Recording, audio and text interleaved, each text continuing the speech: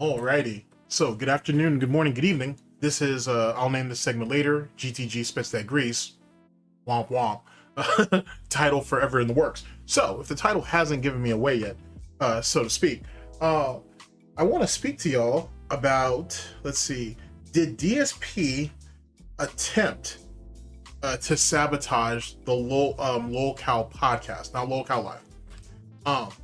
Why do I think that? Well, I thought that from Jump Street, obviously. I think we all understand that DSP was not going to let Boogie or Wings get 50 grand with his name attached to it without having some type of power, respectability, some type of clout, and or leverage, or all of those, or all of the above, I should say, to equate with that. Let's go ahead and remix that. There was no way DSP was going to agree to do LOLCOW podcast without at least being elevated over Boogie and Wings. They both were going to have to play second fiddle to him. On top of that, I think one of the major, I can't remember if Tommy C was brought in to replace DSP. Okay, so it'd have been just the three of them. Well, if you really think about it, now that I'm really giving this some thought, LOLCOW podcast wouldn't have worked in the format that Keem was talking about anyway, unless Keem was going to have to be at the helm or be at the very head of it from the jump. There was no way that they were going to give Boogie, Wings, and DSP a script like you see with LOLCOW Live, and they were going to be able to work off of that without a fourth person to basically direct traffic. It just wouldn't have worked. Now that I really think about it. Now, I've already made like 2 big videos on this already. So, but I'm kind of looking at it from a fresh perspective, given what we saw with LOLCOW Live. So, but anyway, what actually stemmed all this up? Do I think, how do I know for sure? I'm pretty confident that DSP sabotaged it, but what allowed me to think this up? So, it was either on July 28th or 29th. One of those bottom bitch podcasts. And I think on one of those days, supposedly he didn't even have a podcast. So it might have been the 28th. Whatever. It was 20th, 29th. There is a small segment where DSP was ranting and bitching and complaining about the tractors, about his content, about yada, yada, yada. Same shit. And it was about the copyright strike that everybody, or community strike that people are theorizing about. And he said, well, if I had a problem and I needed to reach out to Keem, I can do that. Keem has a way of speaking to me. I have a way of reaching him. It's not like back in the day where we were playing phone tag with each other and we were purposely going out of our way not to reach each other, not to be able to talk to each other. I'll actually have someone clip that in. The thing is, Keemstar has access to talk to me whenever he wants. He can message me. I can message him. We have a direct line of contact. It's not like it used to be where we were hard to reach each other and we were fucking with each other, acting like we couldn't reach each other. No, if we have something to talk about, we can talk to each other right now. He didn't reach out to me. So obviously, this isn't anything I even need to be involved in. This is just a bait episode. Okay, really, it's a 100% a bait episode, which is fine. Let them do it. I don't care.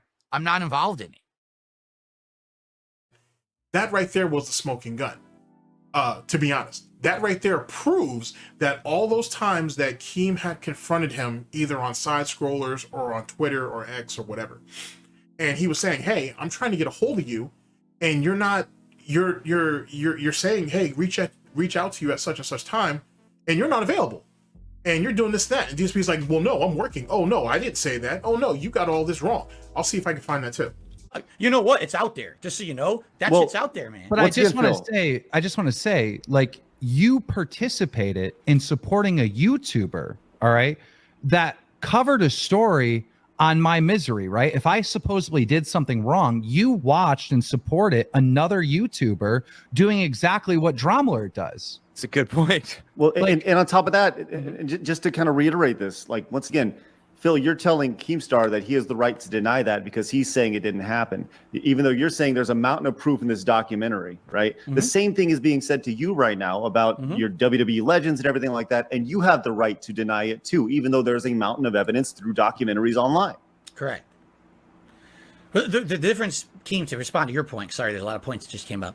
The documentary is not just negative stuff about you. Okay, you understand? The documentary is actually covering your entire history. I've learned a lot of things about you that I find very admirable and very positive by watching that. It really did cover factually your rise and all the stuff that's happened and some of the How big do you know that, controversies though, you've been factually? involved in. How do you know it's factual? I'm just curious. It's on the internet, so it must be true.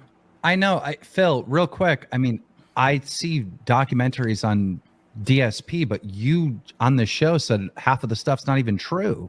So Right. I'm confused. Is the internet 100% trustworthy or not? Because when it's about me, it's all facts. When Right. it's about you, it's all lies. I'm confused. It's not all facts and it's not all lies. It's always somewhere in between, right? We all know that. We're not stupid. We're not born yesterday. When you watch that documentary, you got to kind of suspend your disbelief. Say, hey, okay, believe it or don't, right? Make your own judgments based So on you what chose to believe or this disbelieve. one when it came to Akeem. In a couple of particular cases, I'm not saying that one documentary is the only thing I've ever heard about Keem. There's been lots of people who've. That's been what you're involved with Keem referencing over the a years. lot so far. So that's what I'm going on. Can we come to the conclusion that me and you both have a bad reputation? We're controversial figures, but one of us is wildly more successful? Oh, I'm not. I wouldn't even say I'm successful at all.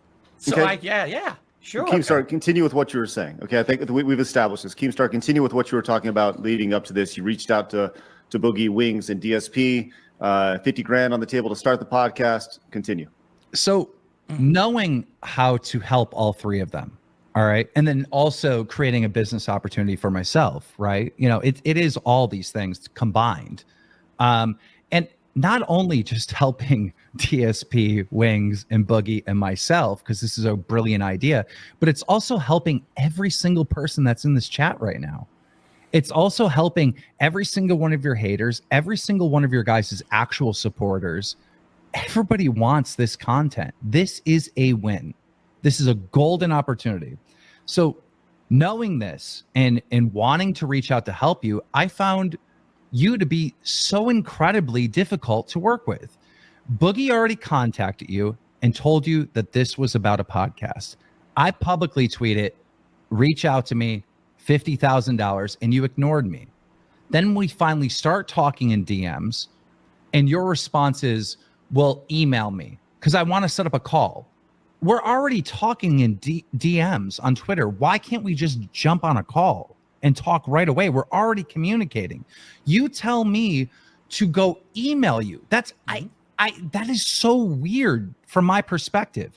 If I reach out to the biggest YouTuber on the platform, Mr. Beast, and I text him, hey, we got to get on the phone. I got to talk to you about something. I'm going to talk to him within 12 hours. And this is a wildly more busy guy than you, Phil. All right. And that's the biggest YouTuber on the platform. This is how content creators communicate with each other. We don't, email each other. Like, we have managers to do that stuff. We have lawyers to do that stuff. I have a team of people that will get in an email. I don't get in an email ever. I'm never in a Gmail ever.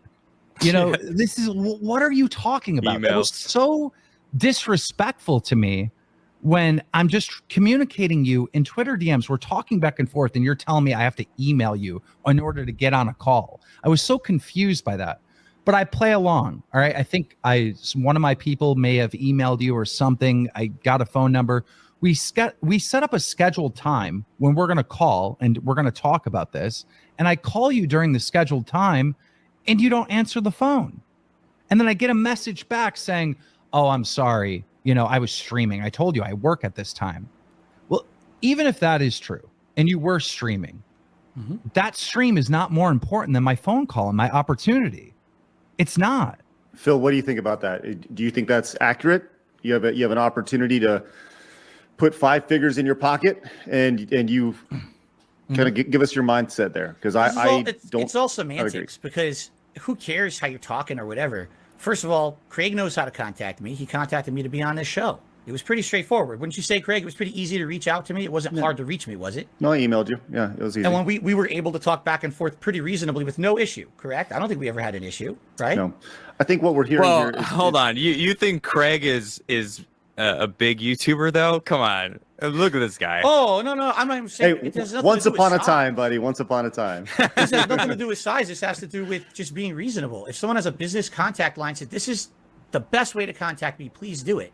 But instead, you go to your giant audience on Twitter and you just scream, "I want DSP to contact me immediately. $50,000 on the line." It's hostile. It's disrespectful. It's unprofessional. So you got triggered and were on the defensive immediately when you saw that from Exactly. Keem. You did not see that he was actually reaching out to help. You know, No, even not though at all. I didn't even it's- know. People had to tell me in my chat this was happening. So according to like what I've just heard, you were talking shit about him retiring, and he jokingly responded and kind of slapped you a lighthearted slap with a glove, but said, "You know what? I'm gonna hook you up anyway." That's the vibe I'm getting. And you were stuck on that. What year was this, by the way? Just because I Last kind of year. have a. So this was recent. Last Yeah, year. roughly a year ago. Wow. Okay. No, I wasn't expecting that. I was expecting a little further back. I mean, it feels like, Phil, you're in this time of like you're trying to find that way past this spot that you're in, and I don't mean to like call anything out, but it does feel like that's being stuck on level 1, right? And it feels like, I mean, shout out to Keem for like actually reaching out after you were talking shit. Like that's not something that happens.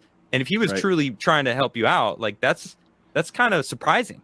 I wouldn't, if someone was talking shit about me and I was as successful as Keem, I'd been like, fuck this person. I wouldn't even acknowledge them, especially as you say, it was just some small time. I don't remember what wording you chose, that you weren't even successful in your own mind.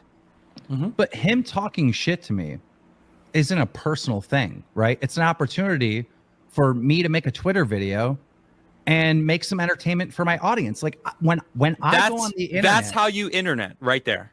when I go That's on how the you internet, internet. I'm not thinking about, will people like me? Will people hate me? I'm thinking, let me make a piece of content that people will enjoy watching, whether they like me or hate me or whatever. Let me make some piece of content that people are interested in. That's all I ever think about when I come to the internet, is serving viewers. All right. Phil, there's- hold on, real Phil, are you okay with this? You know, I don't what? want, yeah, just with this conversation. You know, I mean, you came on to do an interview with me and Craig. You know, it was a tough interview.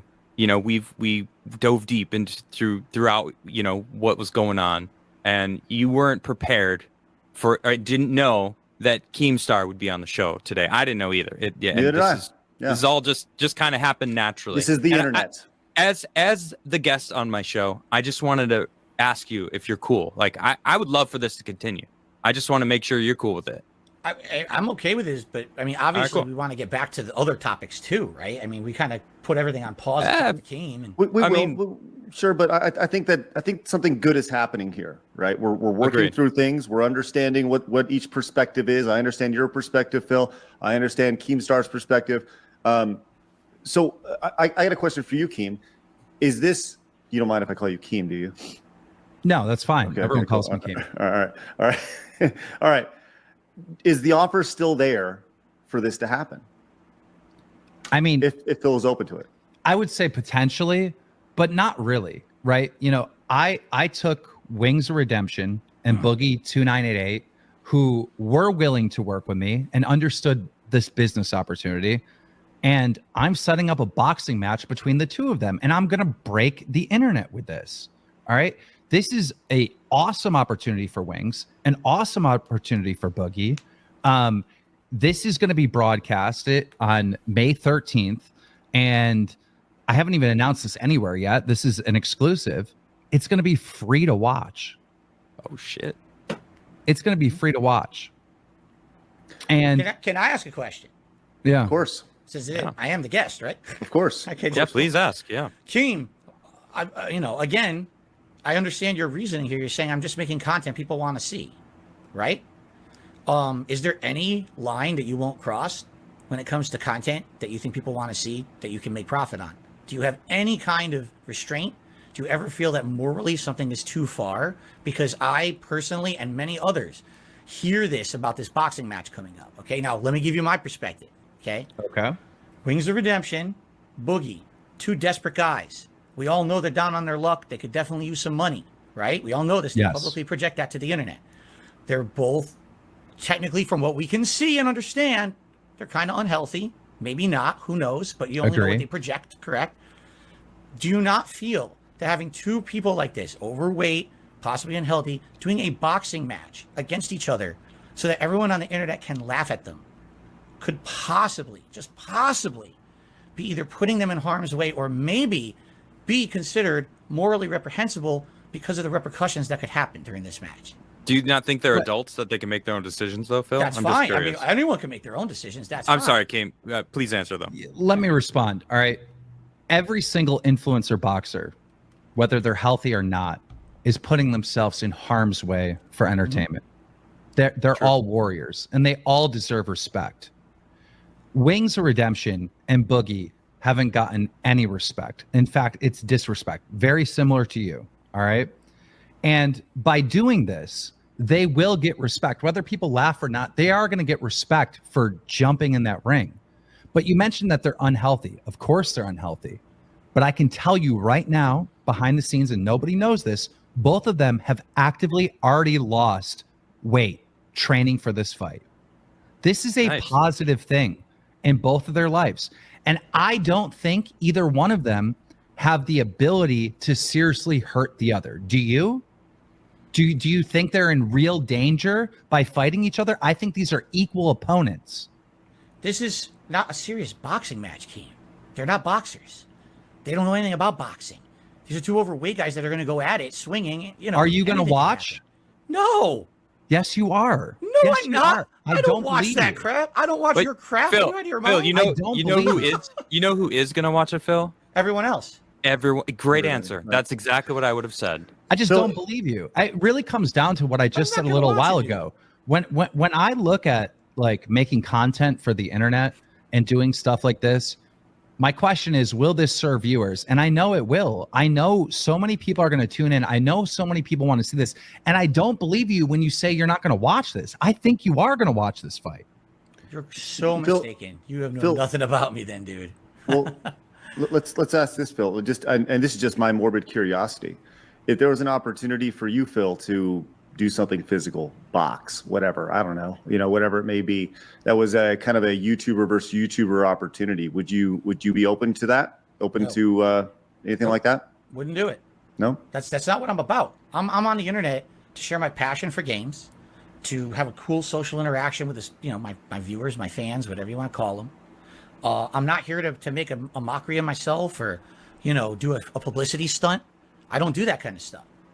People will say I do, whatever. It's your perspective. From my perspective, I just want to be in my lane with my viewers, doing a good, fun stuff.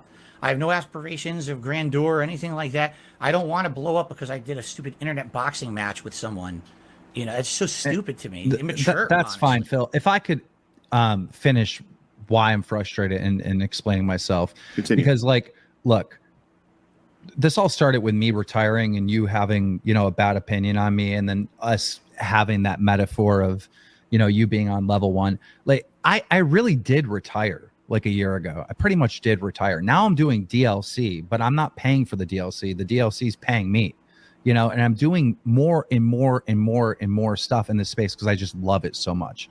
And it comes from a place of you absolutely loving what you do and loving these video games. You know who else likes video games? Wings and Boogie. You don't think the three of you on a podcast would be a good thing? You guys talking about games, giving your opinions, talking about current events and whatnot. You don't think that's a positive thing? Keem, I just said right here on the show, I would love to do a show with those guys. I'm friendly with them behind the scenes. I have conversations. So when I couldn't get a hold of you and I called you multiple times, it wasn't once and you ignored, it was multiple times. I kept calling, I kept DMing you, and you said, "Oh, I'm streaming now," and da-da-da. Couple weeks went by. By the way, that's false what he's saying, but I'll let him keep going. It's fine. Whatever. Believe it as fact, No. We want to hear your perspective. That's what we're doing here. Did he not call you multiple times? He called me at least once, maybe twice, but I think it was just once. It could have been twice. The amount of times that you've said during this interview that you don't really remember is shocking. Because I don't document this stuff. Why do I care? But how can you say with such certainty that it wasn't you, or that he didn't call, or that all these things, if constantly I'm just calling it out, or, you know, I'm not trying to come at you, but that I've just noticed that a lot. So now That's you fine. say actually he called maybe twice. Could it have been 3 times? Could it have been 4 times? It definitely that you wasn't didn't even 3 or notice. 4. It was 1 or 2. It How do I definitely know? wasn't 3 or 4. I'm just, you know. Well, I regardless, specifically remember when he called me during a stream, and I'm like, "Who's calling me?" And then when I went on a break, I opened my phone. I'm like, "This must be him," because I don't have his phone number. I'm assuming this must be him because of the, you know, you get locations tied to phone numbers or whatever. And I'm like, "Why is he calling me when I gave him these specific times to call me? He's calling me when I said I was busy." but Why even would he then, do that? Phil, you may be busy, but there's a call worth potentially 50 grand plus more on the backside of this that could take 10 minutes. I mean, Change your life. and once again, your true fans will understand. Look, I had to get on a phone call. This is a really important business call. I appreciate you guys. And you know what? They're going to stay there with you. They're going to stay there watching because they want to know what's happening. They want to know more about this. Like the idea of not taking a call just because you're streaming, like your fans will understand that, man. No, and again, I didn't even know that was him. I didn't have his number. You know, I'm checking after the fact during a break or whatever. But the fact that this guy can't call me when I'm giving him the times to call was baffling to me. So first, he won't.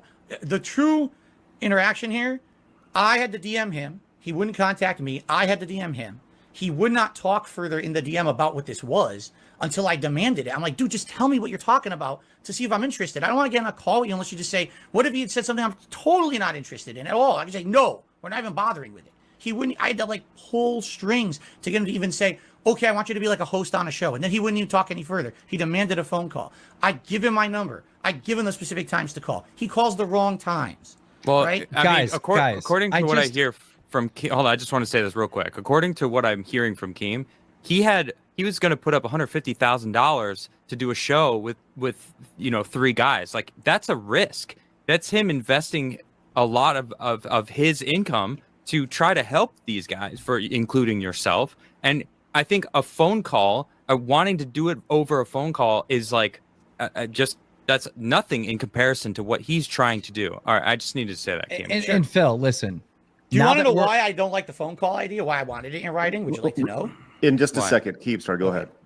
Phil, now that we're talking about this and we're communicating for the first time back and forth, all right, I can tell just by how you're reacting and what you're saying back to me that you actually understand that this was a great opportunity. And that's why we needed to be on the phone, is so we could actually communicate. We could hear each other's voice. We could talk this thing out. You can ask me questions. The text conversation, the emails back and forth, all right? That's not like really how business gets done. That's how contracts get done. That's how managers communicate back and forth and do deals. But like when we're at the very beginning of an idea and we're trying to figure out what we're going to do with this business, it has to be like real communication back and forth in a phone call, like it is right now.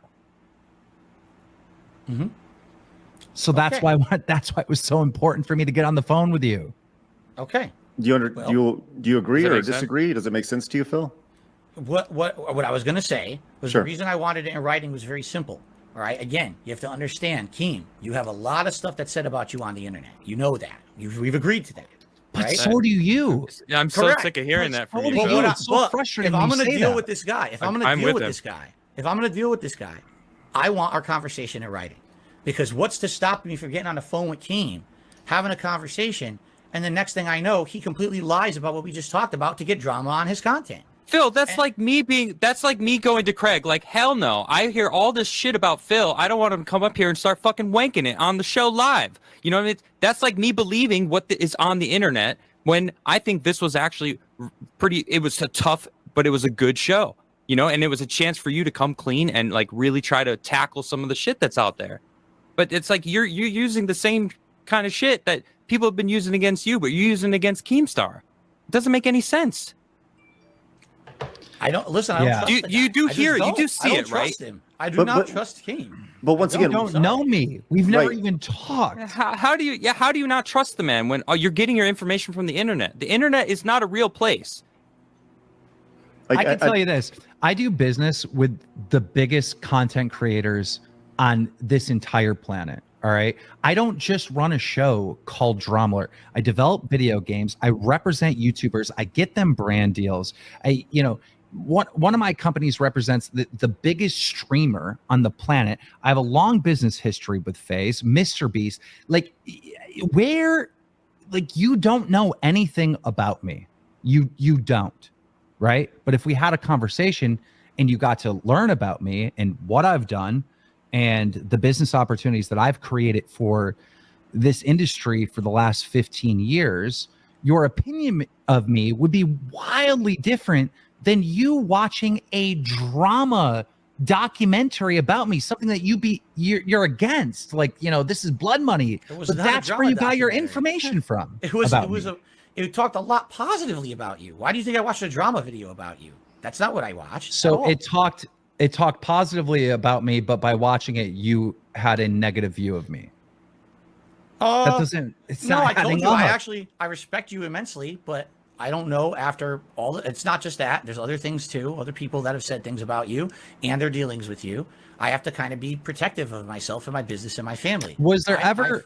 I was feel there ever risk a of story being involved with you? I do. I feel there's a risk that I could be, hung out to dry somehow. I know that there's multiple things that I've done wrong in my career, like 1,000%.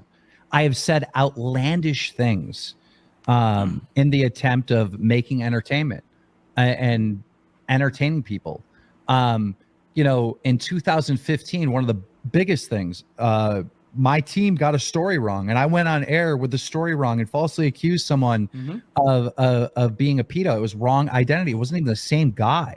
All right. If you look at that story and actually look into it, the person that exposed Keemstar for that and brought that to the internet was Keemstar. I exposed myself for getting it wrong. I right away tried to make, it right with that guy, offer him 20 grand. This is like back in 2015. If you actually look into any of this stuff about me, you're going to see Keemstar saying wild effed up stuff, and he's definitely wrong. But you're going to see Keemstar making mistakes and trying to make amends for it if you actually take the time to look into it. Now, you're on this show asking these audience, detractors, these gentlemen running this podcast to treat your story and what's said about you fair. I should have gotten the same respect from you, or at least a respect to get a phone call just so we could better know each other. Phil, but that didn't happen. And if I could finish, because I'm almost done with representing, my point in all this. I called him multiple times. I couldn't get a hold of him. It rubbed me the wrong way right from the beginning when he was trying to send me to an email, which made no sense to me. And I think 2 weeks roughly went by, and I went on YouTube, and because I was looking up DSP stuff, doing research for the podcast, the algorithm sent his live stream in my feed. So I tune into it. And I'm telling you, the minute I tuned in, I saw Phil begging for money to pay rent and utilities. And I just lost it in his chat. I'm like, I cannot believe that you're doing this right now. 2 weeks ago, I was trying to get a hold of you, offering you the greatest opportunity you've ever been offered in your entire career. Phil, if this podcast was a success, all right, everyone in the chat and you are looking at $50,000. It wouldn't be $50,000. This podcast would make millions. It would be a wild success. It would be a brand. This is something that would be clipped on TikTok, YouTube Shorts, Instagram. People would talk about this, just like you're being clipped on your little live stream now, except for we would have an opportunity to monetize it. Phil, do you understand kind of the obviously, I think what Keem is saying, he has this business experience, right? He's offering you an opportunity, you turn the other way, but there's a lot of things that you're saying today. You're talking about Keem making mistakes, saying things, doing business the wrong way. That can also be said about yourself. And the things that you're saying are very, it's like holding a mirror up to yourself, because I feel like there's actually a lot of similarities between Keemstar making mistakes. You've made mistakes, things that we touched on during this podcast, right? You do understand the similarities between what your argument is for not wanting to work with him and the reason why you have so many detractors. Sure. What I would say is the difference between me and Keem, outside of wild amount of popularity difference, is that if you take a look at the body of work that I've done in the 15 years I've done it, all right, you would say, has Phil ever really outright with anything he's done actually concretely hurt someone to the point where, like, you know, wow, what a heinous person. People will say that about Keem. They will say that about Keem, okay? And at the end of the day, when I have to make business decisions about who I'm going to associate with and who I'm not going to, that's a factor. And it's a moral factor for me. It has nothing to do with Keem's business sense. Keem, you are a great businessman. Everyone knows that. I think you would actually run the podcast very, very well. I do. I would love to do this podcast with Boogie and Wings. I have a problem with you morally, dude, with the content you put out. I do. And I'm gonna let him respond. Let him respond to that. Listen, you just said that you've never hurt anyone, right? And you talking trash doesn't hurt me. That's just an opportunity, right? But when you treated me the way you did behind the scenes, this sounds like bullshit coming from me, but you hurt me. I was offended. I was hurt. Like, why are you treating me like this? Why can't you treat me like a man, and why can't we have a conversation? If you came to the conclusion that, no, I don't want to do this, this isn't right for me, that's fine. But you really showed me no respect at all. It was so disrespectful how you were treating me, making me email. I have to call at a certain time. I'm calling and you're not answering the phone.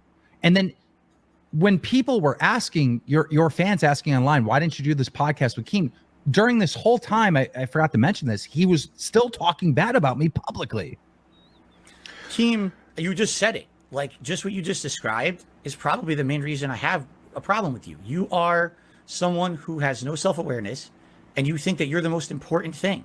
You tweeted on your Twitter that I should contact you about a business opportunity. No one does that. They contact the person about the business opportunity directly. We all do it. We all do it. Yeah, It's the internet, Phil. Phil, it's like, the internet, man. like Yeah. you said, you've been doing this for 15 years, but like, do you not understand the way algorithms work, the way anger is addictive, and how people are hooked on crazy shit? Go ahead. I want no part of that drama. I Phil, don't want to be on a Phil, podcast that is going to be about that. I don't want to be involved with someone. That's not what he was. I don't even know what the podcast was going to be about. He's being egomaniacal. I have to just listen Phil, to what he I'm said. not.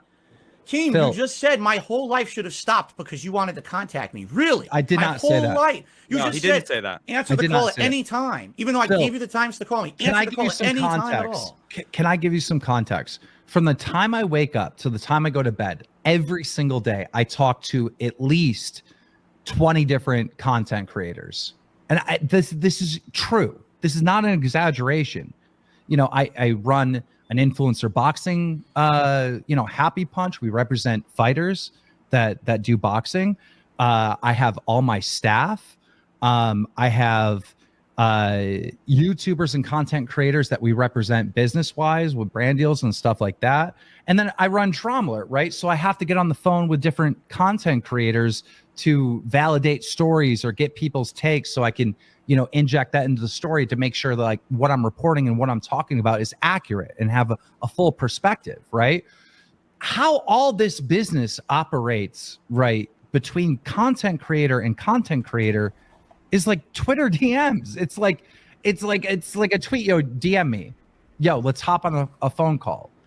When we're talking about contracts and stuff, then you have lawyers, you have managers, they're in emails, emailing each other back and forth. But the content creators, which we are both content creators, we are on the same level. I'm not higher than you. You're not higher than me. We have a mutual respect as content creators. We should be able to be in Twitter DMs and then get on a phone call. And you didn't treat me like that. You treated me like dirt. This is not about me thinking I'm God. This is about how you treated me in those Twitter DMs. Keem, I gave you the times to call. You called at different times, and we never had another interaction ever again. How was I disrespectful to you? So when they asked me, is this opportunity, still available. When I say maybe because like I don't know how I could work with you. You are very, very difficult to work with, to even communicate with firsthand. Because I didn't drop everything to talk to you, I'm difficult to communicate with, even though I have what are you dropping? Publicly listed ways to contact me. Please explain to me what you're dropping. Like what is so important that's happening that you can't get on a phone call with me? My work, my job. I'm here 6 days a week, full-time streaming to make a living. But this job that I'm about to offer you would pay wildly more and solve all these problems that you have going on. First of all, you don't know what it's going to solve. That's a huge assumption. Second of all, I didn't know what the thing was because you never told me. You didn't call at the time you were supposed to. Didn't Boogie give you? We are going in a loop. You're right. It's happened a lot on this episode so far. Right. So look, I think let's leave it here, right? A bridge has been gapped. We brought a bridge together, right? I don't know if something's going to come from this with Keem and Phil, and there's obviously still friction there, and that's fine. But I'm glad you guys had an opportunity to talk, and I think more than anything, Phil, you're learning more about business in 2022, 2023, and how interactions, and the importance of being quick and nimble and things like that along here, because that's in reality that's how business works now. So. Let me put it this way: if it weren't Keem, because again, I already had a negative association in my head of who Keem is. I had really very little interest in doing any work with him. If it was someone else, maybe I would have. But that's the association I had. I had a moral issue working with the guy, so it wasn't a big deal to me that he was reaching out to me. Before I leave, because I'm pretty much done, I've expressed everything that I want. I appreciate it, Keem. Can I give you some criticism? Phil, is that okay? Yeah, because I came in saying that I'd be respectful and I wouldn't dunk on you or any of that stuff, but I do have some criticism that I desperately want to express to you.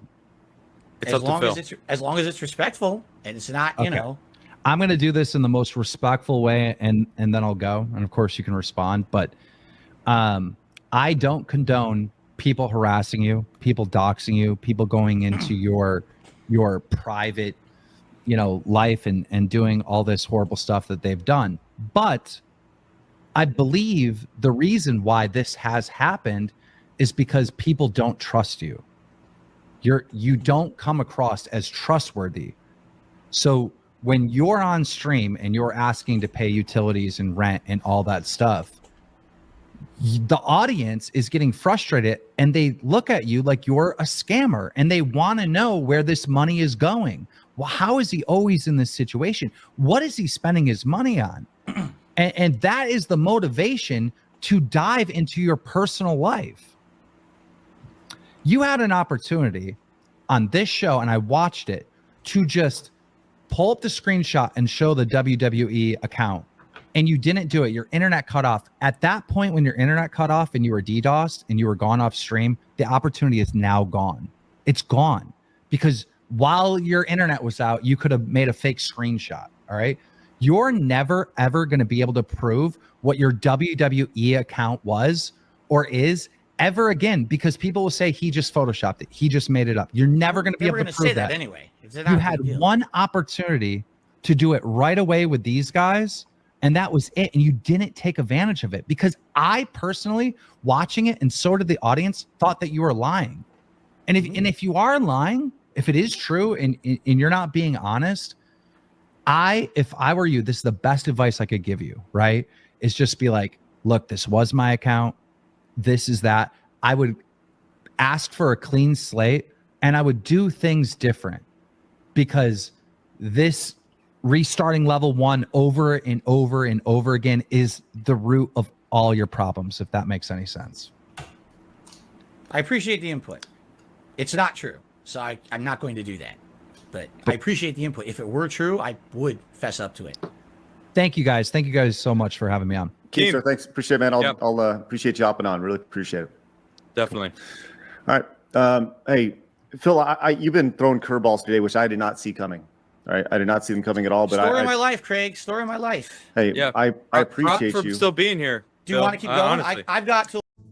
To be honest, and I'll have someone clip that in there as well.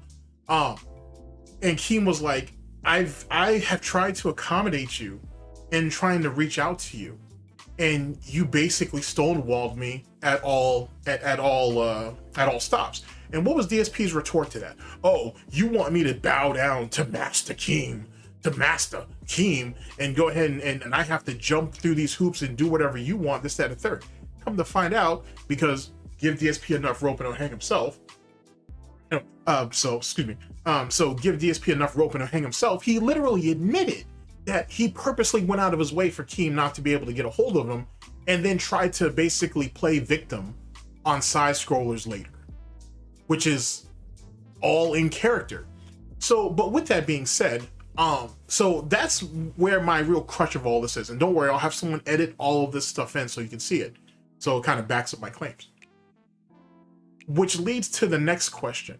If DSP did try to sabotage LOLCOW podcast, why? There's a bunch of reasons why. Oh, now we get to the fun part. There's a bunch of reasons why. Don't worry, we'll circle the block back on what the actual problem is later. But for one, he gets to stick it to Keem. He gets to show that, yeah, I'm not willing to be your butt monkey like Boogie and Wings, and I'm not gonna hop when you tell me to. Two, despite the money, right? The money that was offered, he don't want to be a butt monkey to Keem. Three, he's had problem with Boogie and Wings for years, and Keemstar actually. He's had problems with all three of them for years. So in any way that DSP can go out of his way to fuck over other people, he would do it. And what's the best way to do that? Fuck them out of money. Absolutely, positively fuck over somebody financially is probably one of the most devious, diabolical, if not demonic, ways of fucking somebody up. You know what I'm saying? Because that's a setback. Now, one can make the argument that, oh, well, you know, LOLCOW Live did fairly well its first year. They made all that money back and some. I can't give you actual estimates, but according to the way Wings says it, and kind of what Boogie has hinted at, those guys are making something between an extra $4,000 and $6,000 a month anyway. So it wasn't like anybody over there was crying about money, at least not publicly, when they were over there.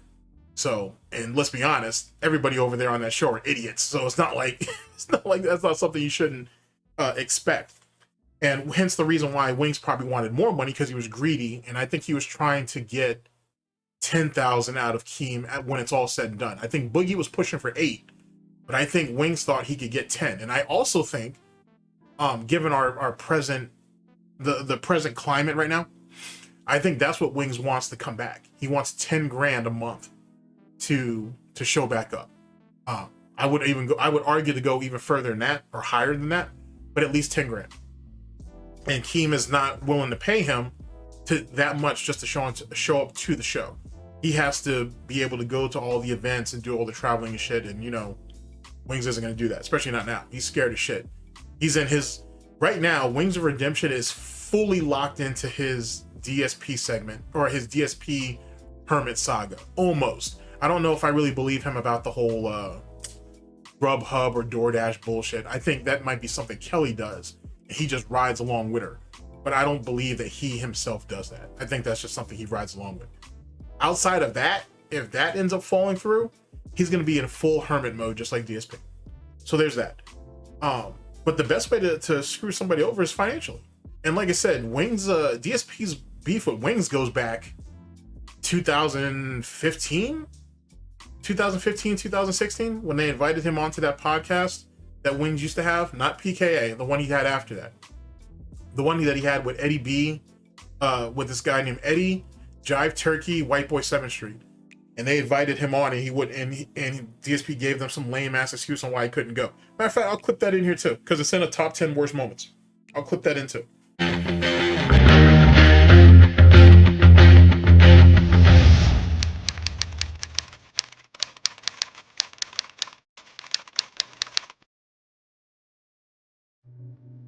DSP, is he coming today?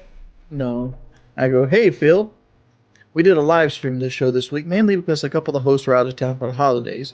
The ending of the show asked if we were getting another guest. I let it slip that Darksydephil might be coming on the show next week, but the time we usually do it is Tuesdays at 3 p.m. Eastern Standard Time. It runs about 2 hours. You're not required to stay the full time if you don't want to. It's just a few guys who sit around and chill, nothing big. He goes, okay, honestly, this Tuesday won't work for me. I already made up my work schedule. I go, I'm just making sure we're still on for tomorrow at 12. on the 12th at 3 p.m. Eastern. He goes, "Hello, sir. Sadly, the news is not good. I've come down with a nasty cold and my throat is sore, so I can barely speak. I slept most of the day in hopes I could be better in time for tomorrow, but it's not looking good. To make matters worse, there's no way I could really do the podcast the Tuesday after that as well. The earliest I'd be able to do it is 2 weeks' time. Really sorry about this. I was really looking forward to being on. I would have responded sooner if I was awake." So, like, I don't know how to judge that. I mean, he could be being sincere. He could just be like trying to dodge us. Fuck it. All right, everyone, welcome back to Grand Theft Auto Liberty City Stories. I wonder if you know that I know he's lying right now. Oh yes, the frame rate of legends. I love it. The joke house music. Oh shit! Oh great, what the hell? Did you see that? I hit the fucking stupid newspaper thing and the whole car gets fucked up? Come on, man. Hello and welcome to KO Gaming, delivering gaming's greatest hits. What's going on, everyone? Phil here on behalf of KO Gaming, and welcome to the Hateful Truth Rebooted, my gaming review series where I give you maximum truth and minimum bullshit regarding the latest video game releases. Please don't let it be like those DLCs originally for Fallout 3. Anyone remember the ones that didn't even load on launch day? Please let them work, but a great game overall, 9.5 out of 10 from me. Stop fucking lying. So I'll go ahead and save you guys the trouble on that one.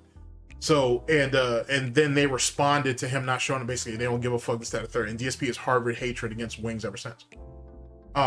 Obviously, DSP has had his problems with Keem for years for a variety of different reasons. Boogie is kind of shaky because Boogie has taken shots at DSP over the years, but nothing that the average person couldn't shake off. But DSP is far from average, let alone the average person. So that's something in itself. So that was kind of the best way of him getting back at them. On top of that, ladies and gentlemen, and this is the part that's important. This was in my original video, but I will see if I can find it and I'll clip it in.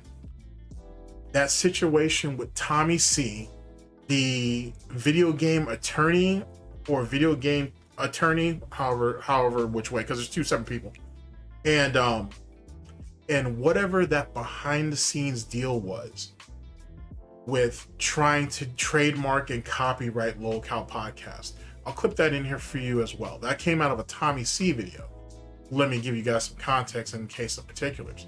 So, and then hopefully the clip follows it. So hopefully whoever's editing this, you'll catch my vibe. Anywho, what happened was as they were setting up to get LOLCOW podcast going, they went off and they made all the different channels, the YouTube, the Twitter, which they still exist, the Instagram, there might have been a TikTok, and then actually going out and getting the stuff trademarked and all that bullshit, right? Well, for whatever reason, because Keem is a fucking dumbass and he wasn't on his shit, some third guy who was calling himself video game attorney or video game lawyer or whatever the hell came in and said, "Oh, well, I'll go ahead and get all that set up for you, Keem. I'll go ahead and make all that work." Keem didn't even know who the guy was. And Keem was like, okay. So the guy did. He made all the channels. He got everything copyrighted and trademarked in his name, by the way. And he had everything set up. And then Keem was like, well, I need to get, Boogie and Wings and eventually Tommy, because they were still teeter-totting on whether they were going to be able to get DSP or Tommy C to do this thing. And they were like, well, I need to get you guys microphones. I need to get you guys better equipment so the podcast looks, like a podcast, so it looks professional. This guy yet again steps in and says, oh, well, I'll purchase the mics. What kind of mics are you looking for? And a particular mic was thrown out. The guy said, oh, well, I'll purchase it. And Keem's like, okay, well, you purchase it. You let me know and you give me the receipts or whatever and I'll reimburse you. The guy allegedly pays for it. He goes to Boogie. He tells Boogie he has it, and I guess he tried to go through Boogie to go to Keem to get the money. Keem's like, well, do any of you guys actually have these microphones yet? No? Well, then fuck you. It's like, I'm not paying anybody and whatnot until I'm properly fucked. And I'm not properly fucked until you guys get your microphone. So no, I don't think so. Once you guys once he sends all that shit out, tell him to forward the email with the invoices to me, and then we'll make stuff, and then I'll make stuff happen. And the guy kept stalling, allegedly, according to Keem.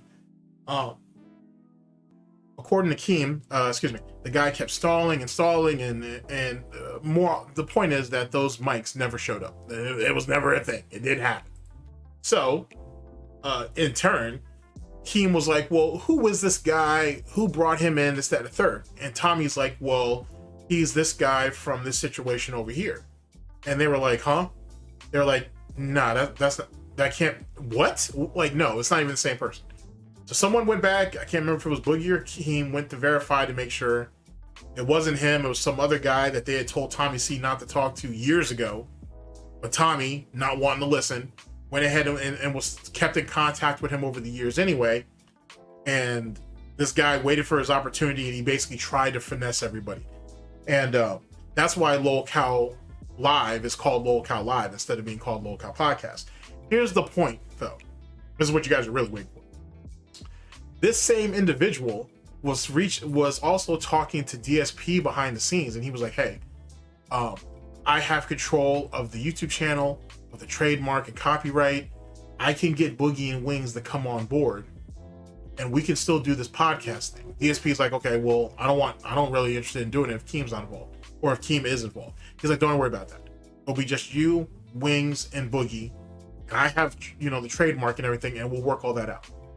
And DSP must have been like, all right, then I'm down, because the same guy hinted that shit to Boogie and Wings too, and whatnot. And at least with Boogie, he kind of played along with it to see where it would go. And it's hard to say about Wings because all three of these guys are liars anyway. In any case, it sounds like, and it kind of makes sense when you think about it, that DSP was basically finagling shit behind the scenes to be the head of LOLCOW Podcast minus Keem. And so he was going to take basically take Keem's idea or his IP, and the trademark and everything with it, and work under this other guy.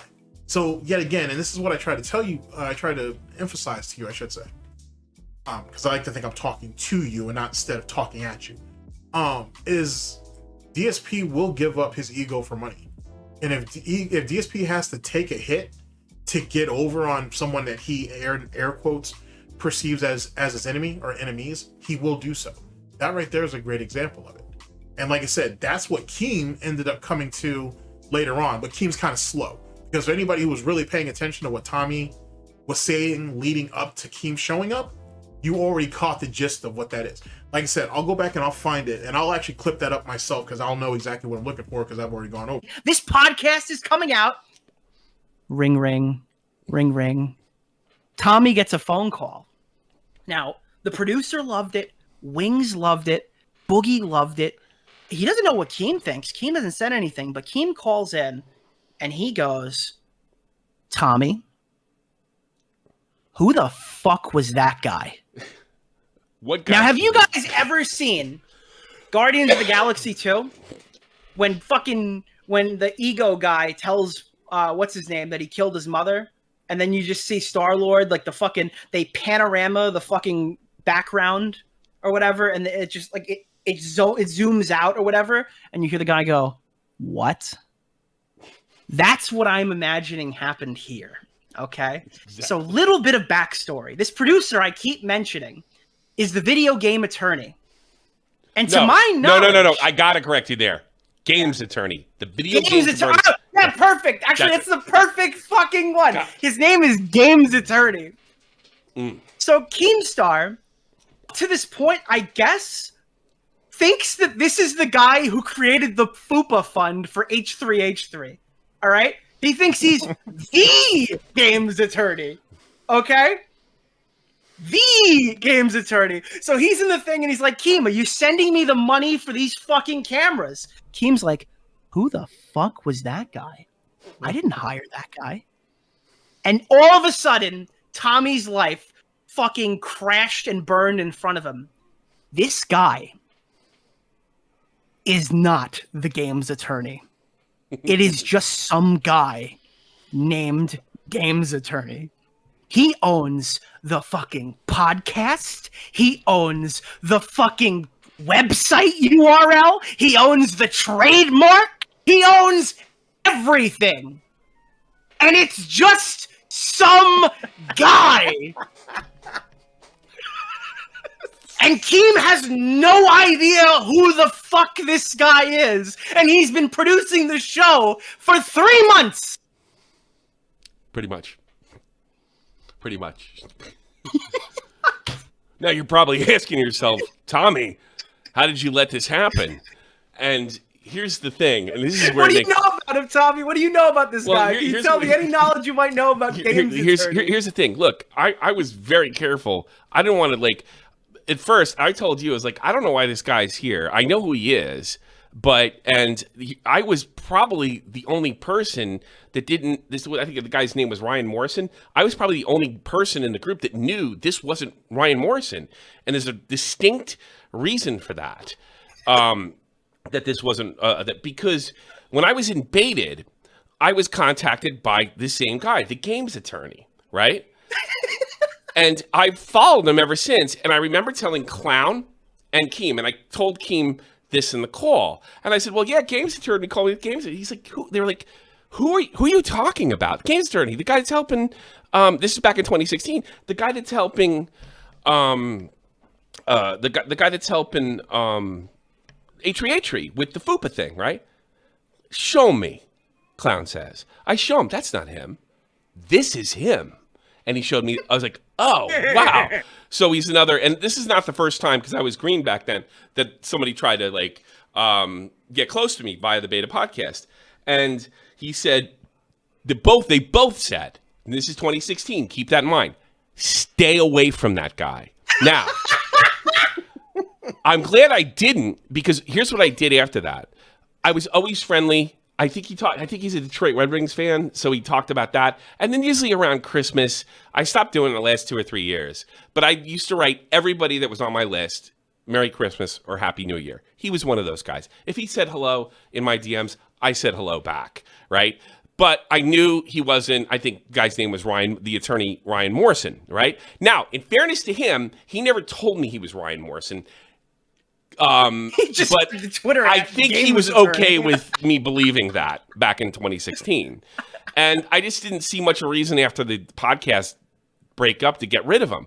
So what happens is Keem, the games attorney, Boogie and Wings put a DM group. I'm the last one in the group. So I see, and from what I understand, games attorney is sending out all the cameras to everybody. So I immediately assume that this is the guy that Keem is put in charge to manage it, because look, it makes perfect sense, because he's got all that stuff going on. I mean, he's got serious stuff going on. He probably has a manager. And then, like, right off the bat, like, they started sort of clashing in there, and I'm like, oh, good, I don't get to be the punching bag, let it be them. But at the same time, I bitched to you guys, I was like, I don't know why we need this guy, because it became abundantly clear right away that he wasn't really internet people like we are. He seemed to be somewhat. You want to show just how much? Yes, I want to. Oh, you got Tommy's got proof. This guy's a total fucking normie. So, and it's amazing. There was a lot more. This is something I just learned yesterday. Okay. And for context, at this point, Tommy's pulled out of the project, I guess, and so has Keem. So yeah, I guess, Keem pulled out first. Salvage this with Keem pulled out first, but when I was on vacation, somebody asked a fake Papa Gut account, this guy, if he wanted to be on the LOLCOW podcast in the future. I don't know why Papa Gut's off the internet, but he asked the fake Papa Gut, and I could tell that he wasn't an internet guy because he didn't have Discord. He was doing everything through his phone. He wasn't a PC guy. He wasn't any of those things. And I remember I bitched to you. I was like, I really don't like the fact that this guy's been put in charge of anything, because there's nothing that we can't do, because all three of us are more than capable of doing this. But I'm going back to my beta days, and I always was angry that Keem insisted that Clown edit the podcast, which is why they never came out. And I thought I should have showing the screenshot if you're wondering. Oh, I did before. I just showed it real quick. Yeah. I don't think it's anything more necessary than that. So I basically I got sidetracked a bit. Sorry. I thought that if I bitched, all the old memories would come back for Keem. And I was trying to undo his manager, and it looks like I was making trouble. You know, because that was his theory. Yeah. That was his narrative, that I was making trouble and I was being selfish and trying to like rip people off and make it all about myself and then cry poor mouth and get it. I didn't want that for the second time. I thought after 2019 when he put that, like, I could work with this guy again. So I kept my mouth shut. But I did privately. And after the second podcast we did, and then all he did was hit record in StreamYard, I was even more comfortable with it because he knew to kind of let us do our thing. But what I didn't know was, like, how he got there. Now, I'm not sure, Wings brought him in. I have been told that this is the guy that initially talked to DSP. So he had DSP, Wings, and Boogie in a chat at one time. I'm not 100% sure of that. And then when Boogie, when DSP dipped out, it became all three of us. But I think the mistake that Keem made is asking this guy to get us the cameras. Because here's another thing. He claims he's an attorney, but he was awful nervous about Keem not paying him back. And this is really funny. Like, he basically said to all three of us, what should he do? Because he keeps DMing Keem, and I don't know why now he didn't answer him. He didn't know who the hell he was. Would he get the money back? Well, he got a negative response from somebody, he got a positive response from somebody, and he got a neutral response from somebody. Guess what 3 members? Put it in order. Good luck. Have fun with that one. Guess who figure out how that happened. Because I guessed it right immediately. Yeah, you know what? Let it be a mystery forever. Right. How about that? So let's just clarify some talking points right now. So this games attorney guy, we find out who he is, and the only thing you knew about him prior to this interaction is that Keem told you to stay the fuck away from that guy 4 years ago. Told me to stay away from him. Okay. Yes. And now also, as of this week, the games attorney guy is trying to book Spondyle on the podcast as a fake Papa Gut account.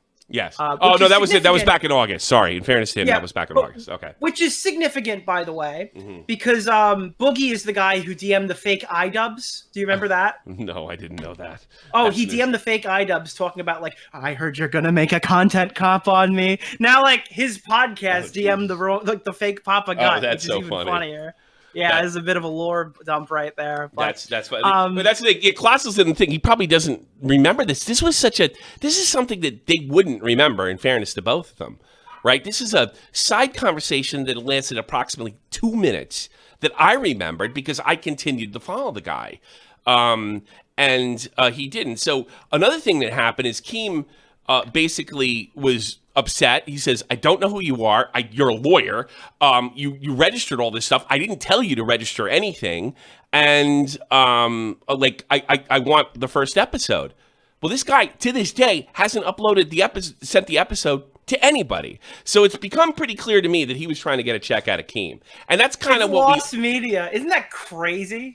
So Keem, he's got a gun to this podcast. Yeah, he does. So Keem asked him for the thing and he didn't send it. So Keem told, I'm out. And I can't blame him. I know this really hurts me and whatever I'm doing here, and it probably could have sparked some more life into this channel. But I can't blame him because he doesn't know who he is. And the only reason he didn't know that he shouldn't have been there is because I didn't challenge it. And the reason I didn't challenge it because I didn't want to dig up old memories from 2016, 17, 18, and 19. I think what Tommy's trying to say is, like, realistically, Tommy had issues with Keemstar that could have brought up some bad blood. So if Tommy comes in and he starts, like, trying to lay down the law, I mean, he's not Boogie, he's not Wings. This podcast could happen without him. They're the stars! And if Keem sees you as a liability before the show even starts, he's just going to fire you again. Yeah. 100%. They're the stars of the show, and I made that abundantly clear to them. I'm gonna say nasty stuff. I'm going to put you guys on the spot. I'm gonna make you uncomfortable, but at the same time, they were okay with it. Yeah, they were. That's how cool this shit was gonna be, dude. They were pretty much cool okay with it. They wanted him to do that. Yeah, they wanted Tom to come on the podcast. That wasn't held against their will. Yeah, I know. That would have been cool. And the best part is, like, after the first episode, I know people would have said, "You're not hard enough." But I was just gonna take all the fuck. You should have done this, should have done that. And when people said, I was just gonna do it. The only thing I refuse to do is call fucking Wings a pedophile, for that bullshit controversy that was drummed up. And I told Wings, because that was a funny thing too before the podcast.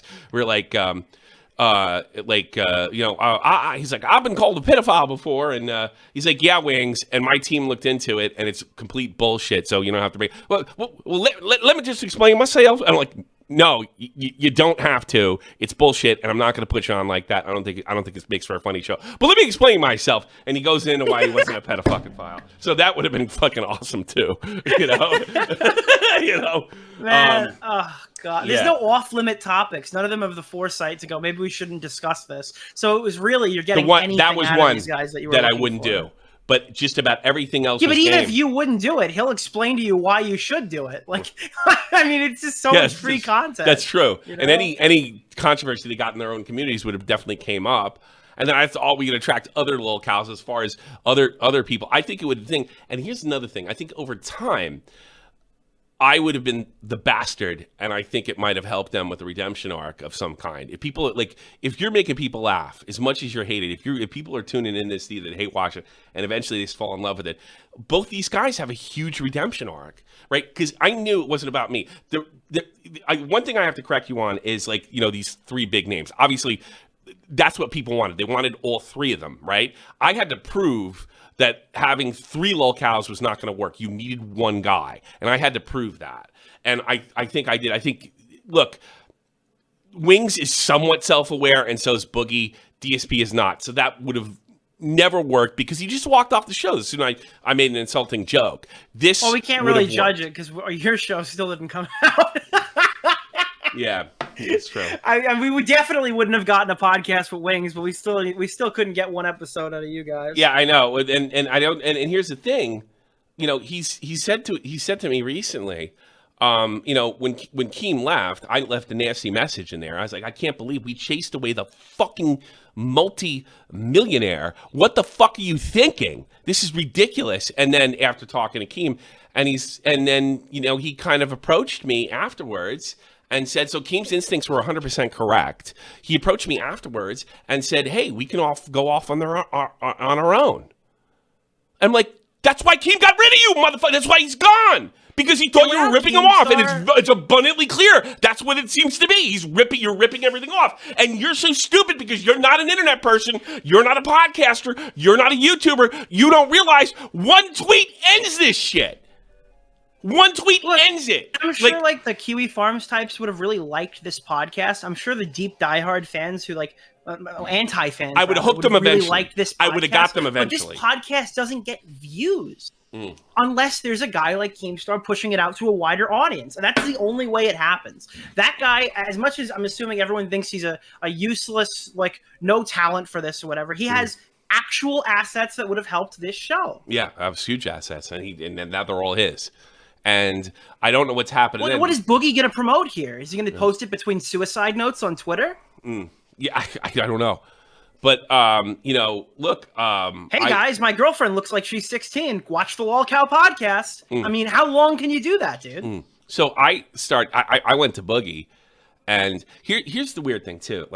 As far as, getting together and stuff like that, Boogie was a little more difficult than Wings. Wings, prior to this thing going down, was extremely easy to get a hold of. He was extremely understanding when I went on vacation. He was always on the time. Wings is always ready to go, which I kind of surprised because he came off as kind of professional and willing and able. Well, since this has happened, he's disappeared. We can't get a hold of him. I've talked to Boogie. I've got everything done. Boogie's like, look, let's start over because I want to get Keem back. And then I think if I could read the last stuff, and he's like our last contact with this guy was something to the effect is well, can you see if you can when I told him that Keem is not going to do it with you around, and he has every reason not to do it. He basically can't, and he has reasons not to do it, and he could just put out a tweet and fuck our whole thing. All he has to say is we screwed him, kind of like DSP tried to screw him by taking the podcast all to himself and taking those guys. And all he has to do is tweet it out, and we're fucked. That's it. But doesn't all the stuff I was layering into the story make more sense now? Keemstar won't pay me for these cameras. I wonder why. Yeah. Keem must be a bad guy. I'm reading this. I'm not going to leak what he's saying in his group chats and stuff like that. But, I mean, he looks like he's just trying to get it together. It's well, I'm not really sure what. It's because he doesn't know who the fuck you are. He doesn't know How you are. the fuck did you get here? Who added Well, you to in this fairness, group chat? in What fairness are you to doing him, here, bro? the one place I'll stick up for this guy is Keem did apparently tell him to buy the cameras, right? And then he couldn't get a hold of the guy. And then he couldn't get a hold of Keem. That's the one thing I'll stick up for him. So, like, it's like this. But then he bought everything else, right? He just bought everything else after that. And, like, he doesn't realize, like, if his plan was to screw Keem, which it kind of looks like that, if his plan was to screw Keem and then bring all us or maybe get rid of me and then bring in another LOLCOW or just take the whole thing for himself, which is what Keem was suspicious of, rightfully so. All Keem's got to do is says, these guys fucked me. It's my idea, and they fucked me out of it. And then he starts sending messages to me, hey, do you think he can get Keem back? And I was like, yeah, if you're gone. Yeah, what do I need to do? Quit. Go away. Give us the episode and leave. Yeah, please. give us the episode. But that's another thing. We told him that. And he's like, okay, I'm not sure what I did, but he's never sent the episode to anyone. Did you hear the clip of Tipster when he heard about the podcast? No, I didn't hear it. They're like, someone wrote, hey man, would you do on like the LOLCOW podcast? Would you ever go on there? And because Tipster has to read every single chat message that asks him something that makes him uncomfortable, he's like, no, I'm not really interested in it. Maybe down the line I'd consider it, but no, I don't want to be on the LOLCOW podcast. This struck fear in the hearts to those who wish they could. He would have got there. a call from me for sure, 100, like 150%. You know, and then like us, if he decides to take it back, I wish you all the best of luck. If he's not interesting, there's something else here. I've established relationship and potential sponsors, and we have other ways to get paid. That's all me tried to screw Keem. That's what he sent me. And then I told him, look, all he has to do is drop a tweet. We're fucked. And then the trolls take over. We're fucked. You don't understand that because he's completely out of his depth when it comes to podcasting, when it comes to talking to the public, when it comes to the fans we're trying to supposedly serve here. He's completely out of his depth. He thought he could get a check out of Keem. That's what it looks like to me, right? And then imagine that you could have used this platform to like host a debate. Like, but it's like the three of you guys moderating it between Justin Wang and who's the fucking guy who's been calling him out recently? The one with Masterson. Who am I thinking of? Dick Masterson. No, the guy Dick's fighting with. Eric July. No, not Eric July. The other guy. Yeah, it's a guy. The one for years that. Maddox. Dude, God, Wang moderated by the LOLCOW podcast. Oh, man. Could you imagine? I think we could have regular people on too. I think people would have been knocking down the door. It was the same thing. Like Deji only got in touch with me because he wanted to get unbaited, right? Because it was hot. I think the same thing would have happened. People are going to tune in because these guys are getting clowned on. You know, in fairness to Wings was really funny in the cast. Boogie did exactly what you think Boogie would do. He was really great. Everybody's when we got and the other thing is one of the reasons I asked them to play video games is like we need to get together more so we can have that sort of a synergy, so to speak. We need that together, and they both seemed really on board. Right. But I think this other guy had other plans, and then Keem skipped, and he was like, I think initially this guy was like, good, Keem's gone. It's mine now. No, no, it doesn't work like that. Once he's gone, that's out. And here's the best part. I'm going to throw Colton. When Keem called me and he asked me who the fuck this guy is, and my whole life flashed before my eyes because that's pretty much what happened. He also said, and I do believe him, that he was eventually gonna like let us have this because this is peanuts to the money he's making to the fights. This is not, he can't put this, that was his whole thing. He was like, I'm sorry, Tommy, I can't put this kind of time because I got the fight stuff, I got this stuff, I got that stuff. He's moved beyond Drama Alert. This was just his last kind of foot in the commentary door, so to speak, in the internet door, which he still loves, right? But it's not worth the money. He told me, this is Keem's words, he was gonna give it to all three of us. Which would have gave me a this was just a side fun project for him to do, like the Keem. Yes, that's all it was. He wasn't going to make serious money from this, even at its most popular. There's fucking 3-4 people involved. This is not, we're not talking to 2016 Keemstar. We're talking the guy who sold FaZe right before you're supposed to sell FaZe Clan stock. Keemstar. He's not just a millionaire anymore. He's a lot more than that. So he did us the opportunity of a lifetime, and somebody that I don't even know, that I've been friendly to the better part of 7 years right now, came in and fucked it. fucked it out of his own selfish thing, and I can't blame this guy for. I'm like out of here. I'm done. I'm out. I'm sorry. I'm still laughing about it. Tommy called up Matt after the first. We had a similar conversation in private, and Matt comes back to me and goes, "You know, Tommy said you just sat there and laughed at him. His whole life just got fucking destroyed, and he's telling you all this stuff, and you sat there and laughed at him. Yes, this is hilarious. Yeah. This is the funniest shit that's ever happened." Ooh. So I don't know what happened. And the other thing is, I think I made a separate chat. I called it the talent. I got all three. Wiggs has been impossible to get a hold of since. And I got to be honest, he seemed the most kind of sympathetic to this guy. Now, I was told this guy did something to him before.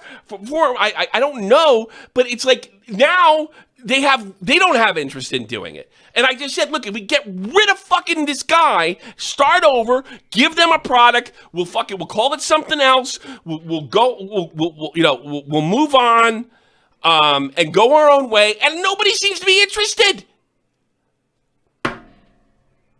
And I think I could have talked to Keem and said, look, you want to come back in? You want to at least give us your blessing? We're golden.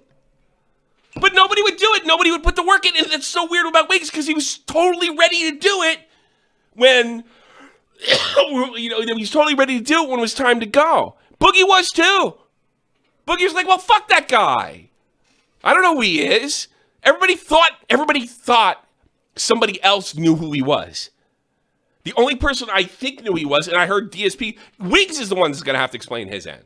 Because I don't know what happened. This is like Colton calling into Zerka's show, but like on a fucking pandemic level. Like this is so funny. There's an imposter among us. Like I feel like I'm just.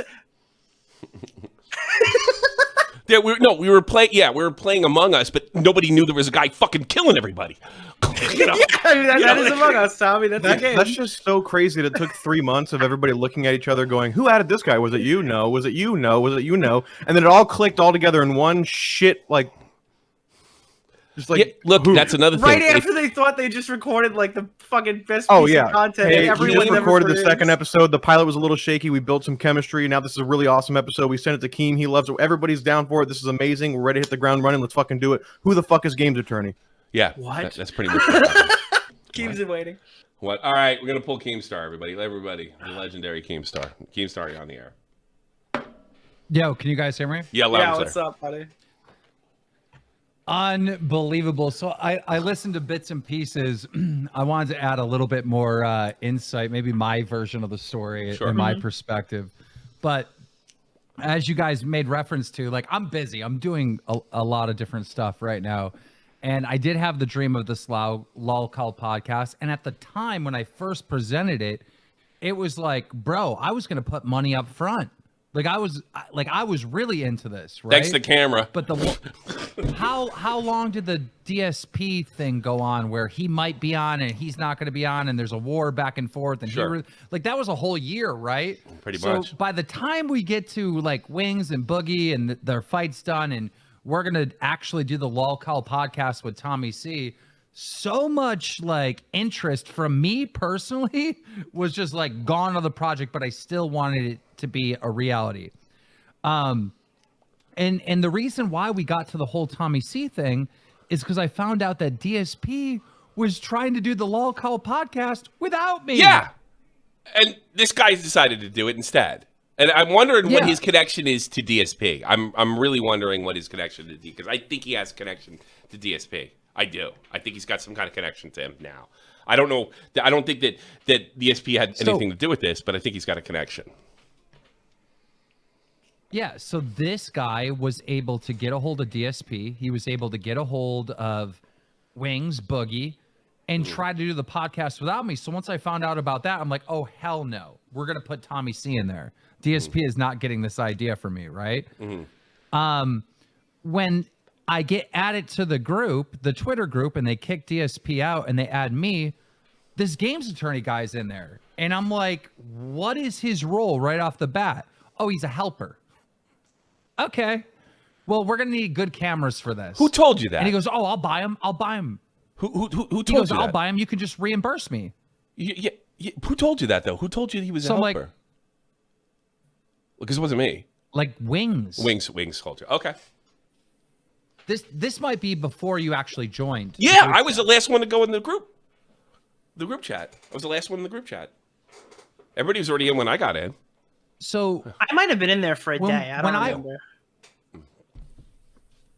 Tommy's mic is so low for me. It's like is it? All right, I'm sorry. I'll boost. Yeah, go ahead. I didn't realize it was normal until Nick spoke. But so long story short, I'm like, dude, we're gonna have to dump some money into equipment. I got it. Let's get these cameras, these new cameras, because they're supposed to be amazing. They're right? amazing. So I'm looking for the cameras and where to buy them, right? And before I have a chance to buy them, he goes, "Oh, I'll buy them. You can just reimburse me." I'm like, "Okay, fine, buy them." And then I'm just waiting and waiting and waiting. He hits me up. He goes, "You're gonna pay me for these cameras, right?" I go, "Yeah." Mail out the cameras. Dude, I swear to God, from the time he ordered the cameras, a month went by before they received the cameras. It made no sense. Yeah. And he kept coming up with this. Wait, so he was playing chicken with you, waiting for you to give money for cameras he hasn't even sent yet?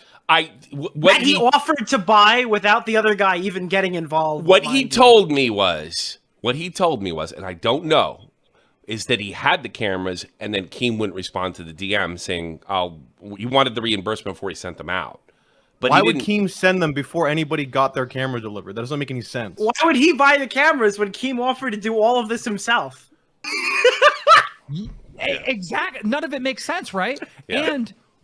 And there was no need to ask me again if I would pay for the cameras when that's why he bought the cameras in the first place, is because I said, yeah, I'll pay the money for them. Buy the cameras.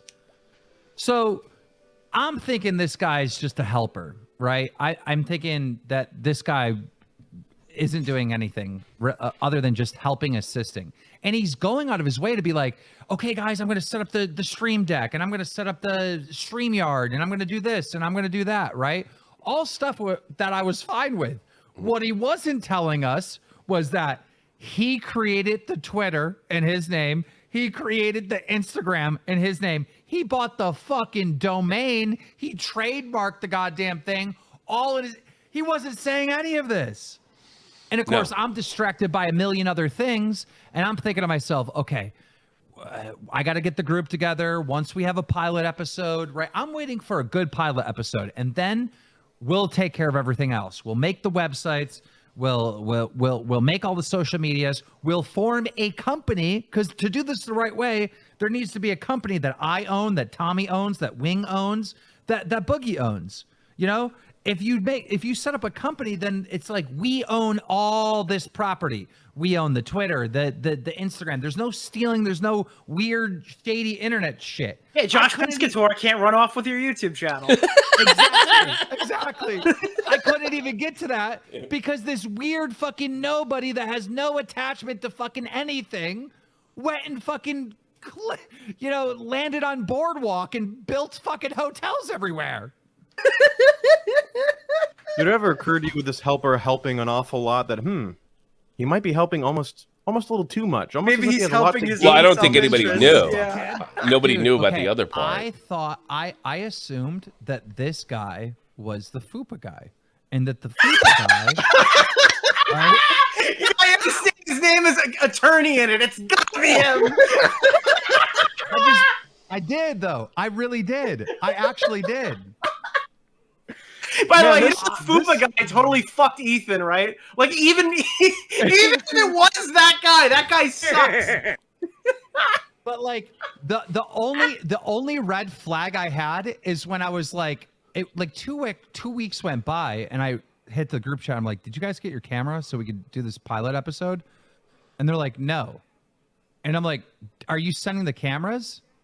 And he goes, well, I was waiting for you to confirm that you're going to pay me. I'm like, yeah, I'm going to pay you. And then it was like a whole nother 2 weeks before people got their fucking cameras. Yeah, well, in fairness, they got it right away. It took probably 2 weeks to get to me because I'm overseas. Dude, this is like going into business with a fake tipster account. Like that. This is so beyond levels of parody. Oh, bro, God. And it's like, I don't know. I really don't understand how this guy was there in the first place. Okay, I don't know that either. I have no idea. I just want to make that abundantly clear. I have no idea I thought that he was your manager, and I didn't want to fuck with him because fucking with him would have been fucking with you. No, I thought he was Wings' buddy. Oh, now that we got Keem here, Tommy, you want me to tell him what everybody said about the money? Oh, I don't. Go ahead, but you said guess, but we gave him some time to guess. So the guy's like, I don't know if that Keemstar guy is gonna fucking pay me. I don't know if I trust that guy. So Boogie, as you could probably expect, goes, no man, Keem's good for it. He'll give you the money. Tommy's like, I don't know, heads or tails. He might not. Who really knows? No, that's not what I said. No, I said he's gonna take your money 100%. He's gonna keep your money. You're never gonna see that money again. No, what I said was this. I said I'm not even joking. Okay, go ahead. What I said was this. Look, because I don't know what kind of money this guy makes. I can understand you being concerned, but I don't think I've had problems with Keem, and he's never chins down on something like that. So I really don't buy it.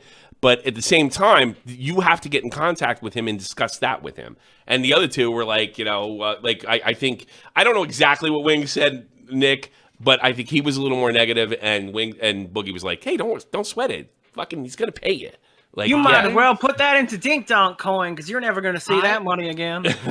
I do a ton of business. And I never fuck over anybody on money, ever, right? This guy doesn't even leak DMs. Because of the golden rule. He's not going to fucking scam you. Yeah. As soon as these guys confirmed that they had their cameras, which was like a month later, right? Mm-hmm. Or pretty much. Maybe even longer. Who knows? Pretty much, yeah. As soon as they confirmed they had their cameras, he got paid that day. Literally that day. As soon as I seen the DM, I was like, oh, okay. I sent over $1,100 to this guy who delivered on all these cameras. Yeah. And then I went on vacation. Yeah. So that's what pushed it to the month. It took 2 weeks, and then I went on vacation. Hey, Keem, you got any new podcasts coming out? Tommy's trying to get you to buy him a PC, but he's being really nervous. He doesn't want to. He doesn't want to ask outright. So if you got I don't know who's going to be on it. Maybe this time we can get Markiplier. All right, so we get a little bigger budget and get a computer. So the games attorney did DM me after all the shit hit the fan, right? And he was like, "I'll give you all the stuff. I just want to see the podcast happen." But at that point, I'm just like, why did you make this stuff? Like, I don't even want it because, like, there's a thing where, yes, he could give me the password, he could give me the login, and then, like, I guess technically it's mine. But then he has second step on, or he has, like, a backup email, and he just takes it back in the future. Like, it's already tainted. You know what I mean? Like, none of this was done the right way. He owns the foundation of the account. Just because you have the password doesn't do you any good. If this thing were to actually take off, right? Like, it doesn't. Yeah, no, it doesn't. And it's not like he's made any effort to get it to me. I called Tommy and I called, yeah, he hasn't made any effort. I called Tommy and I was like, I'm so sorry, Tommy, but I don't have fucking time to deal with this dumb shit. Like, this just seems like the biggest fucking hassle. I don't blame you. Name one time account sharing a business like you would in RuneScape would go well. Oh, when has this ever been? Wait, you just said the fucking. We could have had Frank Hassel come in as a guest. Yeah, absolutely. To argue with Boogie. Yeah, absolutely. Oh, that was on the docket. That would have been great. That was on the docket. That was 100% going to happen. The only person that would have made that not happen is Frank Hassel himself, and I'm sure I could have got a hold of him. I'm pretty sure I could have found them. The only thing that needs to happen now, in my opinion, right, is for Boogie, Wings, and Tommy C to go form a company. All right, invest a little bit of money. Yeah. Make brand new accounts on everything. Forget a fucking website. Who cares about a website? Just make all the social medias, right? Yeah. Get a graphics guy and just fucking do the podcast. That episode that I saw, it was gold. Yeah, it's really good. And it's sad that it's not going to see the light of day. Oh, here's a story that you might not know, Nick, or maybe Tommy knows. I know Tommy does know this. I see the episode that was eventually good, like the second attempt, and I was like, yes, that is the first episode. I go, and they sent me the link to view it, but he didn't send me the download. Yeah. So I hit him up in the chat, and I'm like, yo, bro, I need the download link. I'm going to start editing this, all right? He doesn't message me for an entire day. This is a guy who's active every single day in this fucking chat, right? Yes, the most active. He goes an entire day. It's my only day off. It was a day where I had a good stretch of like 4 hours with nothing to do. I was going to edit the whole fucking thing myself, all right? He wouldn't send me the fucking download link, and I'm spamming it, dude. Boogie even at one point is like tagging the dude, be like, "Yo, respond to Keem." He comes back the next day and he goes, "Oh, here's the download link. By the way, I've already edited it myself." Oh, so he's a little Lord Vega. So he's a handyman. This guy's fucking Mike Ehrmantraut for the podcast. He does everything. As soon as he found out that I wanted the download to edit it, he went and rushed and did it himself, or hired someone else to do it for him, because this guy wanted to own the LOLCOW podcast. Basically. I was gonna say, it sounds like this guy's busting his ass, Keem. You should give him the trademark. Now that was the second red flag. When that happened is when I called Tommy C and I said, "Who the fuck is this motherfucker?" And you asked after that. He did, and by the way, he's basically said, "Okay, sorry guys, I just want this podcast to work out. I'm out." And he didn't send us shit either. You know, he didn't like offer. Admittedly, I didn't ask, but I just wanted him. I just want him gone. You know, I was hoping I could get a copy of the fucking podcast myself, but he hasn't offered it because I think he's, you know, I mean, I think your instincts were correct. That's what I think. I can't believe, but Wings and Boogie were in the group chat with this guy before you and me, Tommy, right? Like they were in the group chat with this guy. Yeah, I don't know they who knew brought this him guy. in. You weren't in charge of the group chat. You couldn't have booted him. I'm sure you would have. You know. I'm absolutely sure you would. DSP probably with his nasally ass voice was probably like, "Don't let Keemstar own this shit. You put Games Attorney in this fucking chat. He'll do everything he can." Trojan horse. And then when Keem tries to fuck you, guess what? He doesn't own shit. He can't do anything. All right, I'll let you guys go. Add Keem to the chat and make some money. Whatever. Bye. Yeah, well, to DSP and to Games Attorney, none of you have ever fucking sold a podcast to Spotify for millions. I have. Suck a dick. Yeah. So. Yeah, well, that was the first thing that I said. We chased the guy with the most money out of the podcast. What the fuck are you thinking? I mean, like... We fired our investors. We fired our investors! That's exactly it! We had fired our investors! So how I see it happening is Games Attorney goes and hits up Wings and Boogie and says, "Hey, look, I can get DSP on." And then they're talking to DSP. Probably getting rid of me. That's what I thought. All four of them, I assume, are in a Twitter group chat. Then I find out about it. They kick out DSP. They add me. Now it's me, Wings, Boogie, and Games Attorney. And I'm like, look, we're going to add Tommy C to the show. Tommy C comes in. And Games Attorney, who should no longer be involved at all, is just there. Yeah. Running around doing everything in secret. I don't know what to say. I didn't do anything. anything. There is a lot of risk when you put three morons in a podcast together. Doesn't really, not a lot of responsibility going on there. Big question, chat. Big question. Is this guy just is he an attorney or is his name Attorney? I don't know. I started going after him. I go, "Who the fuck are you in the chat?" And he goes, "My name is Ryan Morrison. I'm an attorney here." And I'm like, "How come you don't have a picture on any of your social medias of you?" Wait, he said his name was Ryan Morrison? No. Yes. No, he didn't. No, he didn't. No, he Go to the Twitter no group. Let me go back. way. No, I'll go check. No fucking no, way. he didn't. I didn't notice that. No, he didn't do that. He said something else. I think he said his name was Ryan. Or That's he your said it direct to me in the DM. DMs. Let me see. Or unless he told you something different. Yeah, hold on a second. No bullshit. He did not have September 24th, right there. Yep. Wait, he did say it in the group chat? I'm checking. He's looking. They're right looking. They're looking. Okay, it's hardly yesterday. Blah blah blah. No, he did say Ryan. I'm not going to say his last name. I'm not doxing him. Oh yeah, okay. It's not the same last name, but It's not it's You saw Ryan and the dyslexia. But I do find it. I do find it. I do find it bizarre. Team, it's Ryan, Games Attorney. But you know what the weird thing is too? There must have. Morrison is a super Irish name. The name he gave us was mega Irish. Well, yeah, maybe. He said, "Keem, it's Ryan, Games Attorney. There must have been some confusion because I knew you were the boss and I was waiting for you to engage. I'm sorry I made you mad. If I turned over the accounts, will you come back to the project? I know it's a probably no, but that's what he wanted. He wanted you to say no. He wanted. Someone in chat said it's Brian Martin. Could you imagine if he called great. in this whole time and it? They okay, so you're Could right. you imagine? It's like, "Hello, it's Brit Bong returns. I've got you now." Yeah, I would have to skip a W on that one. So what's crazy about this is he DM'd me, but he didn't DM me from his account. He DM'd me from the LOLCOW podcast Twitter account. All this. That was a. You got DM for your podcast. Keem, come on, send me the money. It's me, the podcast. Come on. Yeah. Can you imagine me getting a DM from the podcast that's my idea? Wait, do you know why he DM'd you? Because you probably don't follow his main Twitter because you don't know who the fuck he is. So the only way he could contact you is with your show. Yeah. Yeah. I just ignored everything. I feel sorry. I'm sorry to Wings. I'm sorry to Tommy. I'm sorry to everyone. But like, if I was going to do this project, the only way would be to get him the fuck out of there, start from scratch, remake all the accounts, actually create a business that we own. Like, it would have to be a fucking business. There can't be no internet bullshit. Well, I own the Twitter account, so you're kicked off the show. Like, what? Look at Wings. Wings got kicked off of PKA, a fucking podcast he started. You want to know why?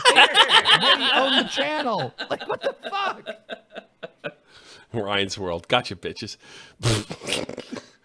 Yeah, I think that's the entire story. Someone in chat says Boogie and Wings need to say their side.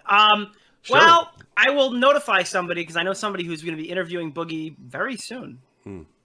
It's Ryan Callahan. Yeah. Dude, Ryan Callahan. Well, actually, I'm looking at it right now. You might be able to figure out the name, but it might not be Irish, come to think of it. I thought he shortened it, but it's not. I don't know who the guy is. I have no idea. Dude, it's the other games attorney named Ryan. I don't know who the guy It's is. the other one. How weird is that? You know, his name is Games Attorney, and his name's Ryan. How strange. Well, you told me to stay. Hey, Keem, you told me to stay away from him 7 years ago. This is like, I don't know. Anybody ever see Better Call Saul where he dresses up like the other guy and gets on the billboard with the same fucking name or whatever? And he's like, you can't do this. What do you? This is like trademarking. You're wearing the guy's same fucking outfit or whatever. Yeah. You should have sued him for what? There's no money was made. What was Keem gonna sue for? Nothing, Mickey. Oh, dude. jeez. Listen, Ryan Morrison is Howard Hamlin. Okay, that's what happened here, guys. Now, Yeah, going back to Ryan Morrison, not this guy. Did he get did Ryan Morrison something happened between him and how did he screw H3? How did he screw H3? I mean, you can go check. I think on the video that we did on Tom's channel, we went over it. Basically, what happened is like. I don't know how much he got screwed, but that's what the consensus was because they burned through the entire FUPA fund in like a year's worth of fucking legal stuff, and then after that, it was their thing went significantly down when they picked up somebody who wasn't like the video game attorney. Yeah. So I don't know. It might be not his fault. It might be his fault, but I remember the FUPA fund was supposed to be for everybody, and they literally burned through it immediately. Well, do you remember for years they were hitting H3 up and saying, "Why haven't we seen money? How come no one's gotten a dime?" And then I guess he finally came out and said, "Well, because so and so went through it." So you don't know who's at fault there. It's both guys pointing fingers. Yeah. And Ryan Morrison is video game attorney, not games attorney, says Jessix. I'm sorry. All the people who are involved here have dyslexia. You really can't put... Oh, it's because they're old? You can't put this on them. Look, Nick, I got fooled 7 years ago. I knew it wasn't him, all right? I knew I was Jessix, you're being ableist right now. You don't see it that way. But you, ma'am, are being ableist, all right? And God does not love that, okay? Well, here's the follow-up question. Even if it was actually Ryan Morrison, who of you four needs him there? None of us. Well, and like I said, he wasn't. My assumption, just so you guys understand, I didn't hire this guy. Like this guy was in the group chat by the time I got in there. So I'm assuming this is like Wings and Boogie's little bitch boy that's gonna like run around and like help them do stuff because they are fucking slow and they do need help, right? You gotta understand. I just set up a fucking boxing match with these two, and I had to babysit them for like 2 fucking months until it happened, like every day. Like it sucked. We probably do need a guy. Was there any moment where you were like, "Oh God, I got a question"? You just fired off a question to Ryan Morrison. That would have been fun. And then he probably looked at it and he's like, "What the fuck is this guy talking about?" Like, did you ever at any point DM him a question without like him messaging you? No. God, I just. You got to understand. I work so simple, right? I laid this whole project down so simple. All right. They get cameras. We do a test show. If the test show is good, we move forward. If the test show sucks, you know, there's no point of doing this, right? So fucking 4 or 5 weeks go by until I get a fucking camera. Now, really think about how long that is. When that much time goes by, then it's like your excitement level and how amped up you are for a project goes way down. Okay, we got cameras. Now Morrison's like in here saying like, oh, I'm going to set up the demo. Okay, I don't care. Like, if there's a little helper here, I don't give a fuck. Yeah. Set up the demo. Set up the StreamYard. I don't like. I thought he was your guy. Like a red flag to me. Well, yeah, I thought he was your guy because because I was mad. I was like, you didn't let me edit baited. Why didn't you put me in charge of this? I mean, anything I couldn't do. Like, I don't know how to put a company together, but I could have found out. Why wasn't I given the responsibility? And I was afraid to complain to you. And because it will look this like guy thought he was going to be the episode. fourth. Wait, wait, Tommy, do you have the episode? No, I don't. No one's given us anything. It looks like I told Tommy I don't have the episode. Tommy, to this day. Keem, after you fucked him and didn't release the last episode of Baited and robbed us all of content, okay? I told Tommy you get 2 fucking applications, OBS and OBS Studio. You use OBS to record for the podcast, and you use OBS Studio to record everybody else. That way, if somebody doesn't send the audio, you go and leak it anyway. Nobody listens to me. Yeah, I know. All right, you record both. Wait. Tommy, are you still in the group chat? Yeah. I wonder how much. I wonder for how much longer. Did he send me the link? No. No, check and see if he sent me the link to the episode. Check right now. Yeah, I thought there was the edited one, right? No. That one right there isn't. Hold on a second. And I'll throw snippets. I'll throw pieces of that into kind of just one long segment. You should get it. Like, I'm gonna have to cut it up a bit, but you should get it. And so there's that situation. So what do we know so far, ladies and gentlemen? At this particular point, you should have already seen the clip. We'll put that little silence in there just in case it has to get clipped in later there. And so you guys, we should all be on the same page at this point. So what do we know so far?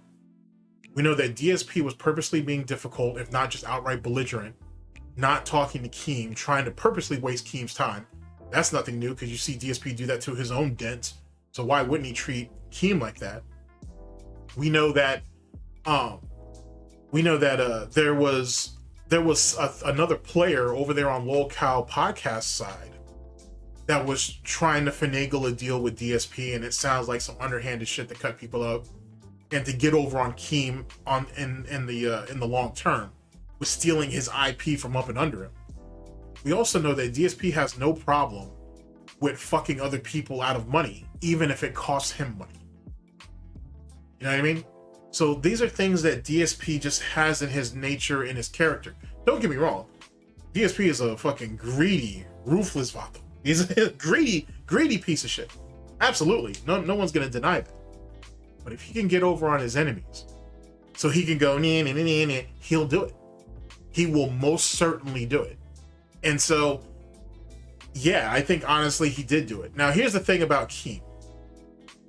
And most of you are going to be wondering, if Keemstar is competent enough at the moment, meaning that if he isn't drunk at the present that you guys are watching this, where he could somehow conceive any of it, why does he want to work with DSP still with LOLCOW Podcast? Well, that's kind of easy. That's actually really, really easy. See, Keem is a lot like DSP in that he's a vengeful, pathetic, pitiful, ruthless vato himself. So if he can go ahead and bide his time, collect his enemies, make some money off of them, and then fuck them over later, then he'll do so. You don't believe me? Look no further than Review Tech USA and LOLCOW Tech. That shit was just one big ass honeypot to fucking get Review Tech USA in the pocket. And what did Keem get out of it? Not only did he get to slave Rich out for a month, a little more, a little less, but he also got Rich's he got his million sub YouTube button. Not that means anything anyway, but he got that too. All that for straight, on some straight vengeance shit. You know what I'm saying? And then if someone's trying to convince me that fucking Jay was in on it, he must have been to some degree. But I'm still kind of having a hard time believing that Jay completely was committed to this bit and yet Jay still is cool with fucking Rich to this very day. But semantics. That Jay was in on the shit too. So you got that nonsense. So that right there is just another example of how far Keem will go to get his get back. You know what I mean? And I think honestly, it's kind of the perfect storm of just pettiness and bullshit. You've got two men who believe they're playing psychological chess with each other. And really, they're just two spiteful pieces of shit.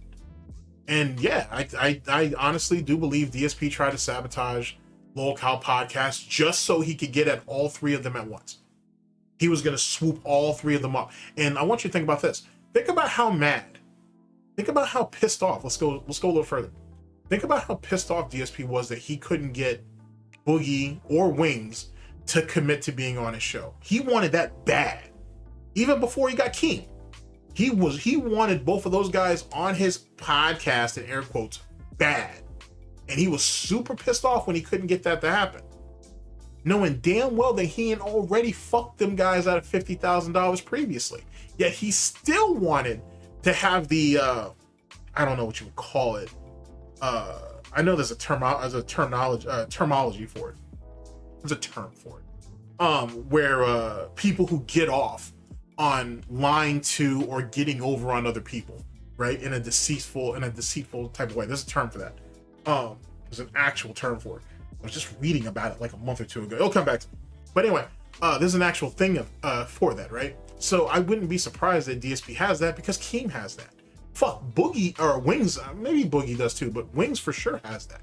He exhibits that a lot, to be honest with you. So yeah, there was a lot at stake in this whole situation. And I think that's why DSP is hesitant to go back. He's gonna have to. I honestly think when it's all said and done, DSP is gonna have to do business with LOLCOW Live in some type of capacity. But I also think DSP realizes, well, I tried to fuck them guys already. That didn't pan out. And I don't really want to go over there because I don't want any reprisal, basically. And DSP can go ahead and preach this bullshit about, oh, I'm doing okay right now. I'm doing great. You know what I'm saying? We live in large over here. Sorry, Cat. They're living large over there. Suffer, Cat. Suffer. You know what I'm saying? They live in large over there. So there's no reason for him to have to even take that route. He's doing good. But he's really not. Because if you look at how games are being wage quit left and right, these goals aren't getting hit and all this other silly ass shit. How much longer are you going to go? How many more resources do you really have? And it's not that the games are getting worse, at least in some cases. It's not that the games are getting worse.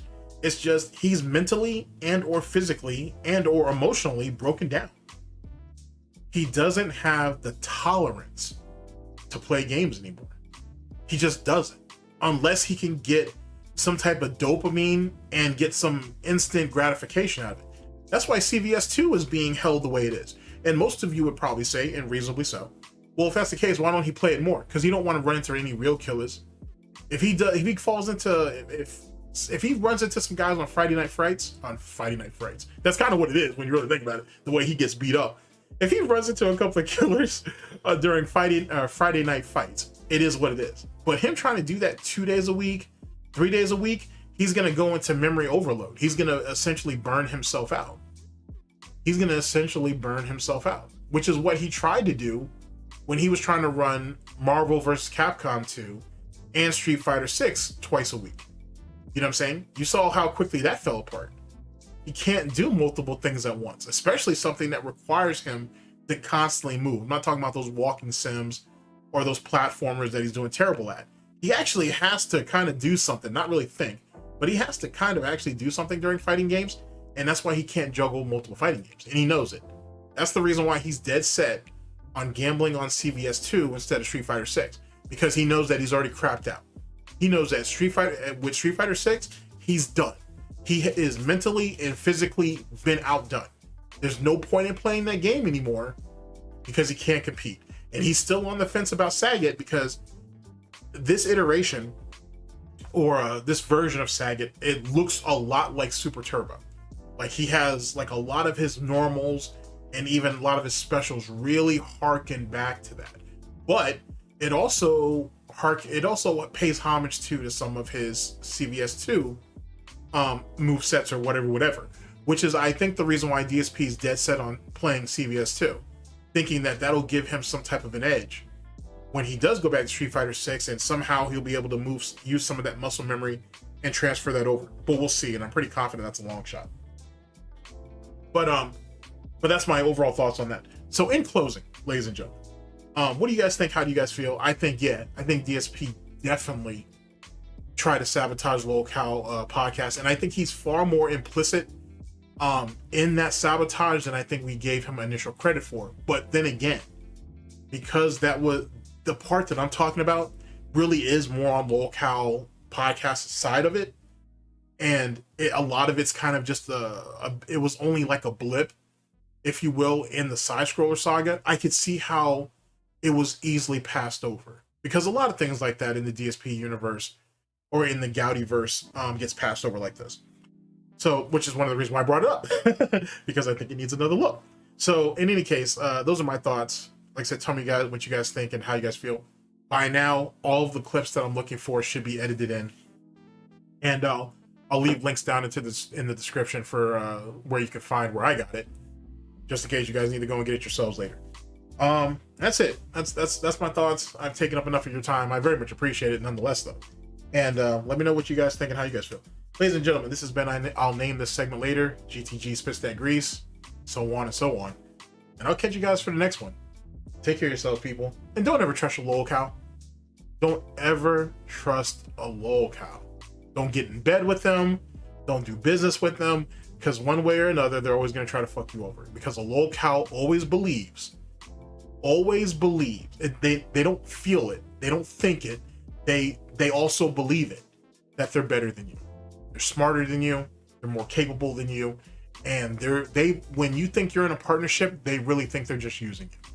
If you don't believe me, take a few minutes to go ahead and look at what's going on LOLCOW Live. Look at how fucking Keem treats those people, if you want to call them people. And that right there spells it all out for itself. Anyway, take care of yourselves, people. Later. Oh, later, people.